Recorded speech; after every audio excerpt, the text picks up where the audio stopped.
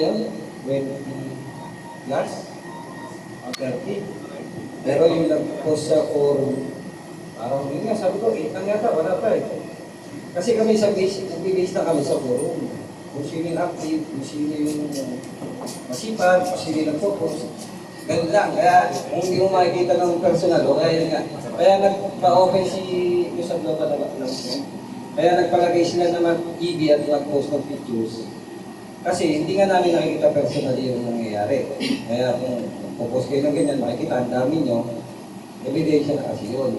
Tapos, yun nga pala ginawa kasi na action na yun, na para iayos yung chapter ulit. Ang makapag-isip kasi nun yung dalawang admin nga, si Dapon sa saka si Rafael, para maiayos lahat. Kasi ang dami na gusto nilang para i-professionalize yung sandwich na.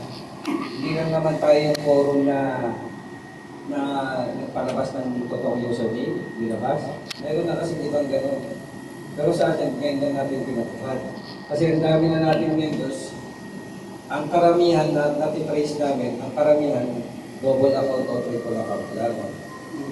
Yun ang iniiwasan natin. Kaya yun nga, simulan natin muna din sa magkaroon ng real name, tapos sumunod na yung chapter.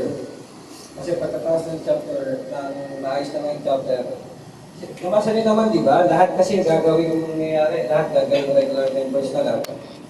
Tapos yung chapter leader ang mag-propose para ibalik sa lahat ng status yung kung sino man yung mapapatunayan na member talaga ng chapter. Kasi ang alam ko, correct pala yung usapan pa namin yung mga regular members, mga nasilip-silip ng status, marami yung mawawala na access nila. Ma-access man nila siguro may limit. yung gay lang, lakas na lang. Para matulungan na rin natin at saka mabigyan ng protection yung mga totoong technician sa shopper's. Yun yung purpose mo. Tapos, wala yung walang maniningil ng kahit ano, wala. Yung puro libre pa rin yun sa ngayon. Walang bayad yun. Ang pinaka-problema lang talaga namin yun nga, yung kung paano may hikayat yung katulad nyo na magsama-sama.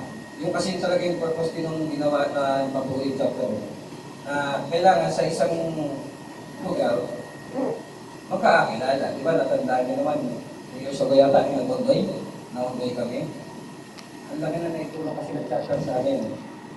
Yung research chapter, kung nag-undoy kami, ang kami na-affected sa amin. Alam, nakapag-ipon yata ang buong Quezon sandwich noon via pledges lang. Parang nakaipon sila ng 70 plus thousand. Yung naitulong sa amin, pinagbigay din lahat.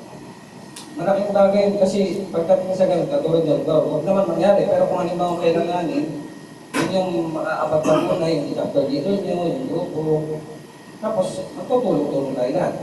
Babalik din sa atin. Yun yung pinaka-purpose. Kasi nakakarinig kami ng feedback sa iba, pero siguro sa ibang forum naman yan. Para daw sobrang higpit na, ginagawa negosyo, ganyan. Kasi kumbaga naguto na yung sandwich eh. Nagbibiruan na kami, nagbiruan na tayo kasi nawala yung top. Mga sabi na nawala yung top. Top SM kung hindi nakaabot. Sabi, kung nasa taas ka na, wala ka na naman pupuntahan daw, hindi pa baba, o mamimitin mo.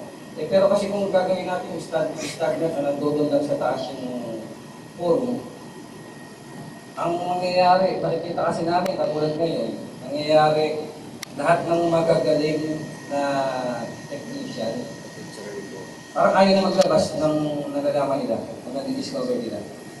Kasi ang kapira nila, pag nilabas ko, tigas nga kasi, di ba, may nagpo-post ka nga, customer lang yan. Customer siya, hindi siya, nagtatanong siya kung tama ba yung ginawa ng technician na pinag-order. Yun yung pinipilit natin iwasan, kaya ginagawa natin. Yung sana, maintindihan yung iba natin kasama, ay kayo, maintindihan nyo kasi ginawa nyo ng action eh. Yun yung talaga yung purpose. At saka, maraming salamat talaga sa pagtanggol nyo. Thank you very much. Sila po. So ngayon yung pag-uusapan natin, una-una, nagkakaroon tayo ng